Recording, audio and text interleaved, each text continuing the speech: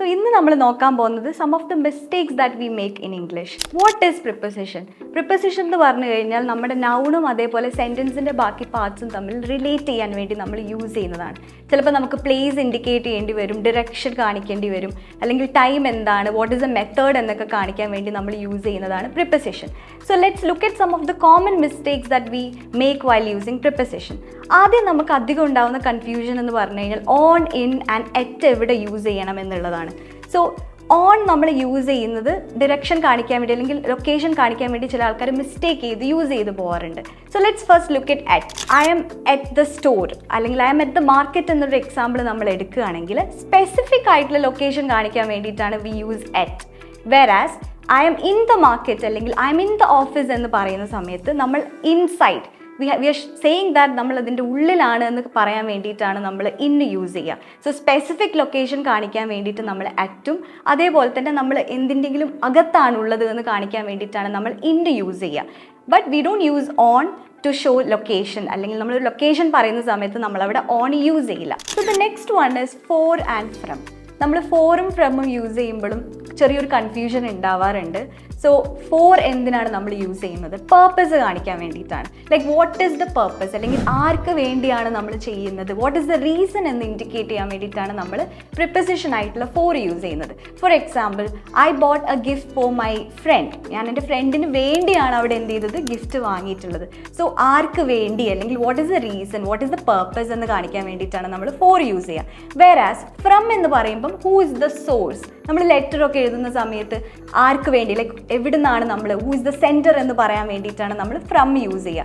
So you can say for example, I got this gift from my friend. എൻ്റെ ഫ്രണ്ടിൻ്റെ അടുത്ത് നിന്നാണ് എനിക്ക് ഈ ഗിഫ്റ്റ് കിട്ടിയത്. So you can say that. അപ്പം നമ്മൾ സോഴ്സ് കാണിക്കാൻ വേണ്ടിയിട്ട് യൂസ് ചെയ്യുന്ന പ്രിപ്പസിഷൻ ഫ്രമും പേർപ്പസ് കാണിക്കാൻ വേണ്ടി യൂസ് ചെയ്യുന്ന പ്രിപ്പസിഷൻ ഫോറും ആണ്. So the next one is between and among. I have seen a lot of people make this mistake. Between ആണ് എല്ലായിടത്തും യൂസ് ചെയ്യുന്നത്. പക്ഷെ where do we use between? നമ്മൾ രണ്ട് പേര് നടുവിൽ എന്നല്ലെങ്കിൽ രണ്ട് പേര് എന്നുള്ളത് വരുന്ന സമയത്താണ് നമ്മൾ അവിടെ between യൂസ് ചെയ്യുക. For example, he divided the cake between two friends. അവിടെ രണ്ട് ഫ്രണ്ട്സ് ഉള്ളതുകൊണ്ടാണ് we use between. പക്ഷെ അവിടെ രണ്ട് ഫ്രണ്ട്സ് അല്ല. Let's take another example. He divided the cake among friends, among his friends എന്ന് പറയുന്നുണ്ട്. അപ്പോൾ അവിടെ ഫ്രണ്ട്സ് എന്ന് പറയുമ്പോൾ മോർ ദാൻ ടു പീപ്പിൾ വരുന്നു. So more than two people വരുന്ന സ്ഥലത്ത് നമ്മൾ among എന്നാണ് പറയുക. അനദർ എക്സാമ്പിൾ എടുക്കുകയാണെങ്കിൽ, so they are sitting among the crowd. Crowd എന്ന് പറയുമ്പം there are so many people. അപ്പോൾ അവിടെ among ആണ് പറയുക, between അല്ല അവിടെ യൂസ് ചെയ്യുന്നത്. Next mistake that we make is while using in and into. ചില സമയം നമ്മൾ ഇൻ യൂസ് ചെയ്യേണ്ട സ്ഥലത്ത് ഇൻ ടു യൂസ് ചെയ്യാറുണ്ട്. സോ ഇൻ എന്ന് പറഞ്ഞാൽ ഞാൻ നേരത്തെ മെൻഷൻ ചെയ്തതുപോലെ തന്നെ നമ്മൾ ഇൻസൈഡ് എന്ന് കാണിക്കുകയാണ്. അപ്പോൾ she is in the room, അവൾ റൂമിൻ്റെ ഉള്ളിലാണ് ഉള്ളത്, she is in the room.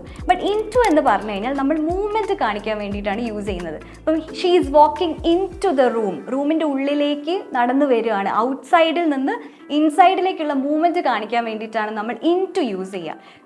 For example, ഇപ്പം നമ്മൾ പറയുകയാണ് she is in the room, she is walking in the room എന്ന് പറഞ്ഞു കഴിഞ്ഞാൽ റൂമിൻ്റെ ഉള്ളിൽ നിന്ന് നടക്കുക എന്ന് മാത്രമായിപ്പോൾ. സോ പുറത്തുനിന്നുള്ള മൂവ്മെൻറ്റ് നമുക്ക് കാണിക്കണമെങ്കിൽ, like walking from outside to inside എന്ന് കാണിക്കണമെങ്കിൽ നമുക്ക് അവിടെ ഇൻ ടു യൂസ് ചെയ്യാം. സോ ഇന്ന് നമ്മൾ നോക്കിയത് some of the common mistakes ആണ്. സോ ഏറ്റവും കൂടുതൽ നമ്മൾ ശ്രദ്ധിക്കേണ്ട കാര്യം എന്ന് വെച്ച് കഴിഞ്ഞാൽ prepositions are very important in a sentence.